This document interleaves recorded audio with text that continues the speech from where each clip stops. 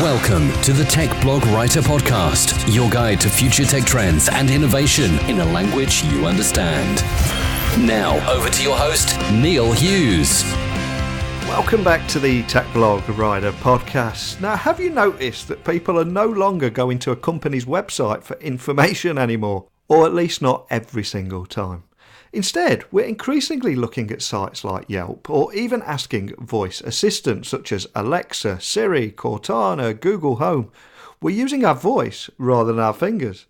So this got me thinking, in 5 years from now, is our SEO that we've spent thousands on and essential information on websites useless if nobody can find it because everybody is now searching with their voice rather than their fingers? And that leads to a whole heap of other questions, such as how do you optimize your site so that your services or questions that your customers are asking that you have answers to? How are you going to be visible in that new world? How do you get voice search to point them to your business still? Now, I recently came to a company called Yext, Y-E-X-T. Now, they help companies manage all that information. So I invited them on today to learn why companies need to get advice on their voice search strategy and start thinking about how it's actually going to impact their business in the near future. So buckle up and hold on tight as I beam your ears all the way to New York so we can speak with Yext Chief Strategy Officer Marc Ferrentino, who's going to tell us all about that and much, much more. So a massive warm welcome to the show. Can you tell the listeners a little about who you are and what you do? I'm the Chief Strategy Officer here at Yext. I run product management, UX, product marketing, data partnerships, our app directory, corp strategy, competitive team, and our verticals team here at Yext. So Yext helps businesses around the globe facilitate face-to-face interactions that boost brand awareness, drive footfall, traffic, and also increase sales. Now that's going to grab the attention of a lot of people listening today, but can you just help them visualize what problems Yext solves and also how you're turning those challenges into opportunities? So in today's digital environment, much of the brand interaction that happens between your prospects, your clients, your customers, and you are actually happening off your website. In fact, actually, according to our survey, 73% of high-intent traffic is actually going to places off your website. So your brand lives everywhere. It doesn't just live on the website. I like to say that the customer journey does not begin at the homepage. The customer journey begins way beyond the homepage. And so what we do is we make sure that your brand is really looking its best, and we give you control over your brand across all the different digital touch points across the internet. So maps, directories, chat, voice, search, and we make sure that, if someone's searching for your business, if someone's looking for information about your business, if someone's looking to engage with your business, that we want to make sure you're there. And so the result of that is that when folks start to work with us, they actually see a pretty big lift in total views. When I say total views, I'm referring to total views on maps, search, chat, voice, etc. And that usually results in greater brand awareness, greater brand consistency, and typically, just simply more touches, more brand touches, which is never a bad thing, which hopefully turns into higher levels of conversion, higher foot traffic, and of course whatever the business is. I'm glad you mentioned there about brand awareness and increased visits to sites and getting your name out there, because recently I've been thinking about the rise of digital assistants. And I'm noticing, as I'm sure everyone listening is, that there's been a big shift towards people asking Siri, Alexa or Google for answers rather than just typing into a search engine. And this got me thinking, what if a business website is not optimized for voice search and their current SEO that they've spent thousands on over the last 5 years will end up meaningless and they could become invisible within only a few years? I mean, can you tell me more about how Yext is tackling that problem head on? Especially, I think you've got an upcoming How to Optimize Your Business for Voice Search webinar, haven't you, coming up? We do. And so this is a obviously an emerging area. Yeah. And, the algorithms are really, they're changing so fast. The interactions are changing so fast that it's actually very hard for anyone really to keep up with it right now. But let's get to the core of voice and chat. When I typically think of voice, I don't think of just voice. I think of any natural language interface, which is considered voice or chat. Now, in this world, the core of what is trying to happen is that these systems, these services, are trying to give you answers. What they don't want to do is they don't want to give you homework. They're not trying to give you blue links. They want to give you an answer. And to be honest, I think the customer wants an answer. I always sort of joke to folks that when Google gives me blue links, it's like someone just gave me homework. I don't want more homework. I don't want to have to go through each and every blue link looking for the thing that I want. I just want the answer. And so in the era of voice and natural language, the response is really the answer, and not sort of your classic here's a bunch of blue links and let me keyword rank against them. So a lot of the concepts behind SEO are in essence thrown out the window, and that's going to be a really interesting place for us to be. Now, whenever these services do not have the answer, then the fallback is that it fallbacks to the kind of classic organic search. So, but as these services get more and more and more knowledge, and they fill up their knowledge graphs full of more information, there will continue to be more answers and less sort of organic results.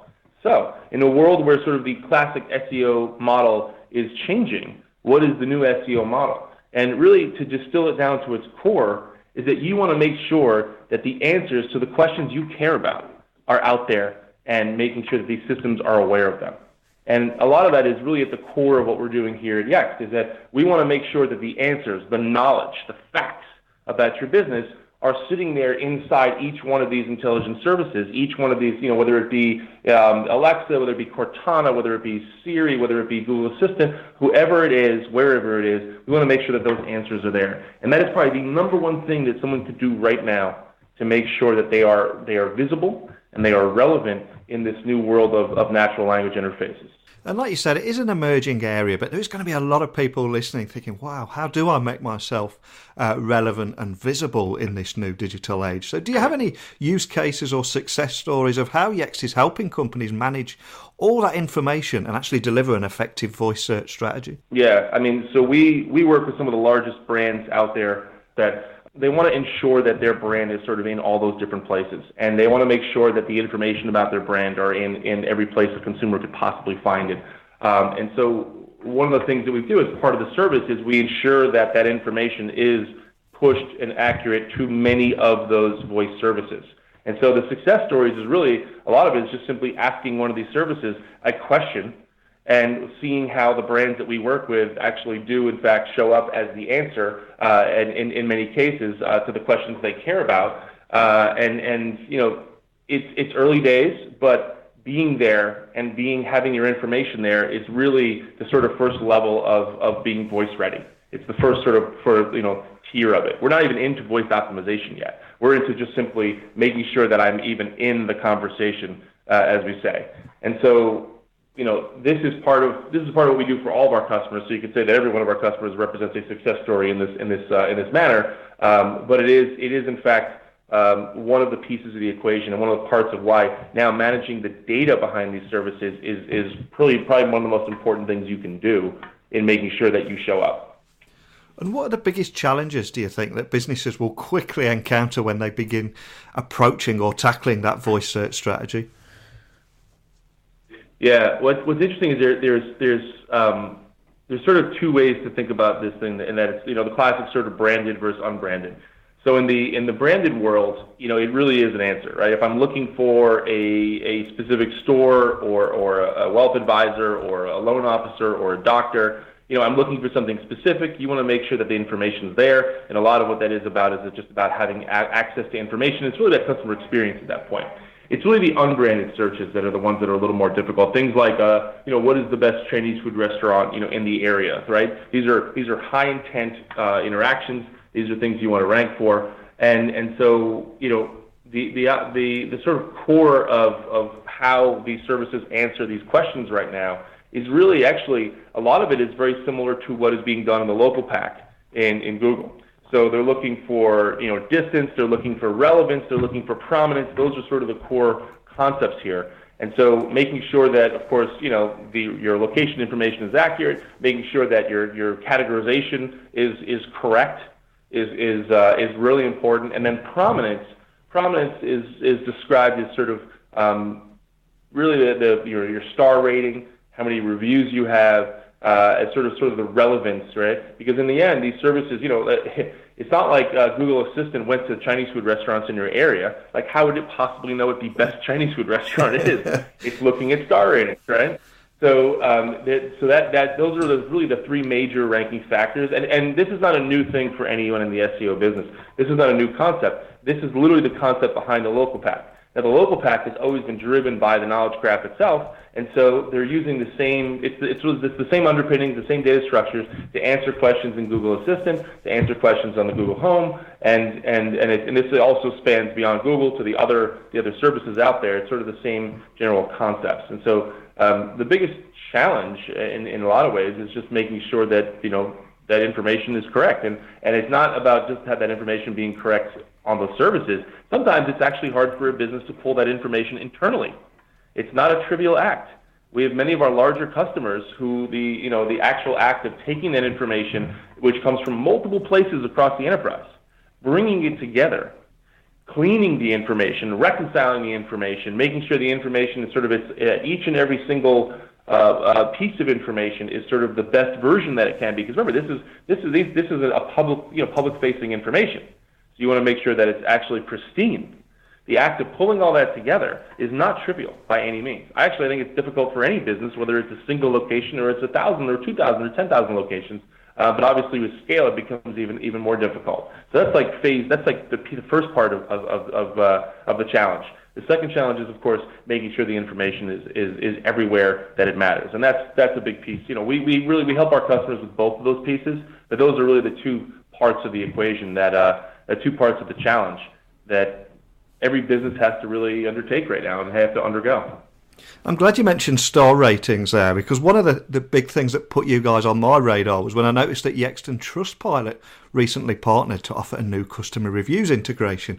Now, can you tell me more about that and how you'd expect that to work in those real-life situations for businesses? Yeah, so reviews is we like to call a subjective fact. So we talk about, our product is, we manage knowledge, we manage the public facts about your business. And so as the company evolved and as the concept of knowledge has evolved, managing the facts, right? Some of those facts are now reviews, right? Your star rating, albeit something that is derived from the public itself, from a crowdsourcing methodology, is still a fact about your business, right? If the public says you're 3 stars, you're 3 stars. It's a fact, not a fact you may like. But it's a fact that that of course is very true, because that's ultimately what a subjective fact is. And so what we want to do is we want to help our customer base manage that fact like they manage anything else. And so our relationship with Trustpilot is a really exciting one. Trustpilot is one of the most trusted brands in brand reviews. And so, we want to ensure our charter and our mission is to be able to put the brands in control of their information everywhere. And working with Trustpilot gives us another place where, where our customers are coming in, where their customers are coming in. And so the details of this is really an integration with them that allows us to, monitor the reviews, respond to the reviews, and then also Trustpilot has the ability to generate reviews. And this is a very important piece. We believe that generating that first-party reviews or reviews can be generated by the publisher where the reviews reside, right? Yeah. So we're big believers in Trustpilot. If you want to generate reviews on Trustpilot, Trustpilot should be the ones asking for the reviews, right? Yeah. Just like same thing with other vendors. And so Trustpilot has this really neat generation feature that through this integration. Now we can send over customer information over to Trustpilot and verified customers, and then Trustpilot can generate reviews on behalf of that brand. Now, talking about the knowledge and the facts about a business and how you manage that, can you also tell me more about Yext Conversational Knowledge Assistant? I think that's for local data management. Can you just expand on that a little bit as well? Yes, this is one of the more fun features that we have that we announced at our Onward conference in November. What the Knowledge Assistant is, it's a conversational interface into our Knowledge Manager.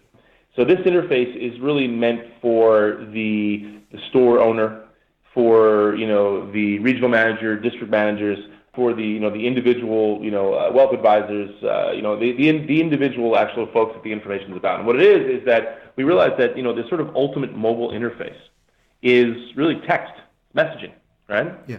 And we said, okay, well, instead of having people download an app to update information about themselves in the Knowledge Manager, we wanted to create a conversational interface that allowed them to simply say, hey, I would like to change my store hours, or can you please change the special of the day?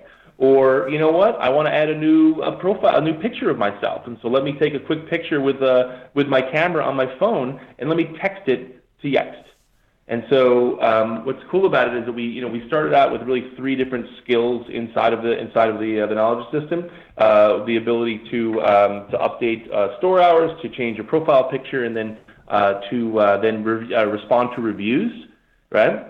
And so we're going to continue to add new skills. So we have another in our next release, which is coming out in a little bit. We're going to continue to add new skills to the Knowledge Assistant, so it just continues to sort of add utility to it. And a lot of it is like, many of our users are not behind a desk; they're on the floor, they're meeting with customers, they're out in the field, right? And so we want to make it as easy as possible to interact with our product, when you're out in the field and not behind a desk. And so the Knowledge Assistant is really, is our answer to that. And like you mentioned there, a lot of people are not behind desks. They're out there, they're networking and getting to know their customers and getting to know other businesses. And you've done just that. You've just been at an event over here in the UK, in London, haven't you? Can you tell me a bit more about that and what you were doing over here? Sure. So last week was Retail Week at the O2. It's a very large retail technology conference, and we were headline sponsors there. And what was terrific was just to talk with our customers and talk with our prospects about where they are with their brand and where they are with some of their needs and their big initiatives for the year.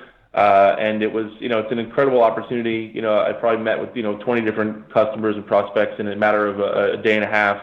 And it's just always amazing to sit with folks and really get into it and help them solve some of their business problems.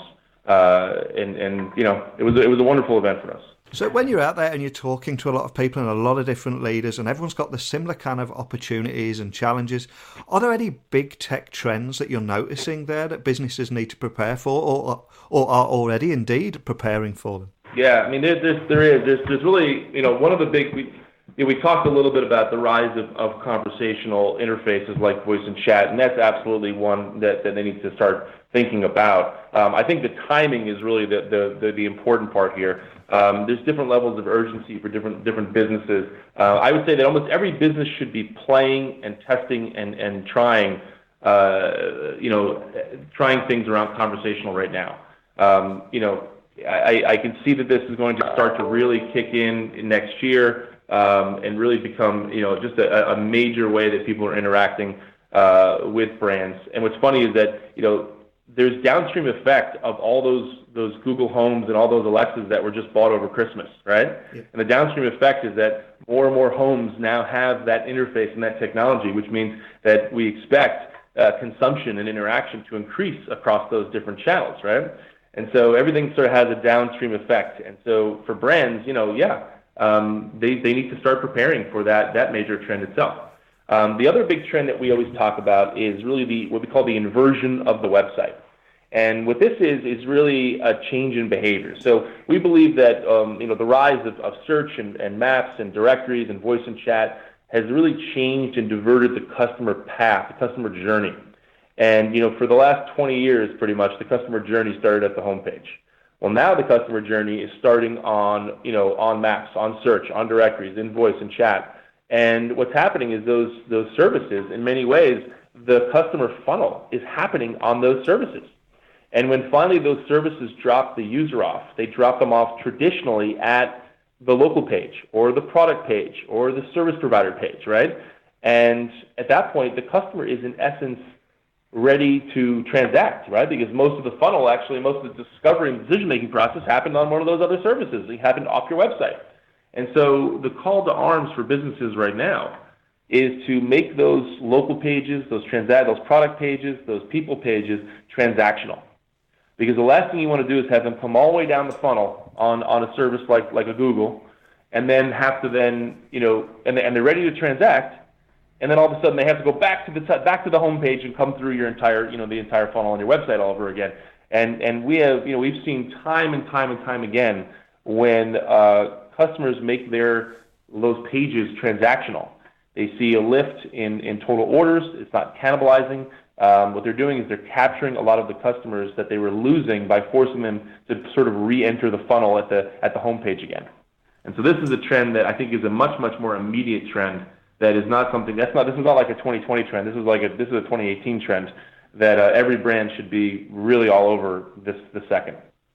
So what's next for Yext? I mean, where do you go from here? Are there any big goals, or what is your main focus for this year? Well, there is, and the big focus for us is the focus that really has been the guiding principle behind the organization, right? And our sort of founding principle is really that we want to make sure that there's perfect data everywhere. And so for us, when we add, expanding the amount of data, these data types that we manage for folks, is really the focus for this year. And it's arguably the focus for every year, but this is a specific year where we're continuing to expand upon those things. So back in September, for example, we started to manage, menus. Now, we've always had the element of menus in our product, but I'm talking about, a broad network of places where your menus show up, right? And so that's a really big deal. We've also announced back in November that we're going to begin to help people manage and publish event information. So we've seen a huge rise in experiential marketing, a huge rise in local events. It's an incredible brand experience. We live in a world of price transparency and product access ubiquity. And one of the few things that a brand can do to differentiate in many cases is experience. And so experiential marketing, specifically local events, branded events, sponsored events, is continuing to grow as a major tool in marketing. And so we want to help our customers with that. So the ability to manage event information, the ability to manage it across the internet is something that we're adding. And so, the rest of the year for Yext, the rest of 2018 is just continuing, a big focus on increasing the breadth and depth of public information, that we manage for our customers. Well, a huge thank you for coming on today. It's an incredibly exciting space to be in. But before I do let you go, could I just ask that you remind the listeners of your website URL, social channels, and also where they can reach you guys with any questions about our conversation today? Sure. So our website is www.yext.com. We're, of course, on Twitter, on Facebook, etc. At the handles @Yext, and of course, anyone who wants to reach out and discuss it, please come to the website and click on there's a form there to speak to a representative, and we're happy to show you the product and help you understand how we can help your business. Excellent. Well, I love how you guys are giving companies control over those brand experiences across the digital universe to essentially drive consumer discovery, decision and action. And you do make it look incredibly easy. I don't know how you do that, but you really do. So a big thank you for coming on and sharing your story today. All right. Thank you. Marc dropped so many big talking points there. When we ask Alexa a question, we don't automatically think about how she answers that question, where she gets the information from. And optimising your site and getting people to know your website is going to change over the next 5 years. And like Marc says, it is very early days, but it really is something that everybody needs to be thinking about more. So I do urge that you check out their How to Optimise Your Business for Voice Search webinar, and I'll link to that on the show notes to this episode over at my site, techblogwriter.co.uk/podcast, and then look out for this episode. But as always, let me know your thoughts about voice search, or indeed anything at all. My door is always open, so tweet me at Neil C. Hughes, or even send me a quick email to techblogwriter@outlook.com. I hope you found today's episode as valuable as I did, and I'll return back tomorrow with another great guest who's going to share their tech story too. So a big thank you for listening, and until next time, don't be a stranger. Thanks for listening to the Tech Blog Writer Podcast. Until next time, remember, technology is best when it brings people together.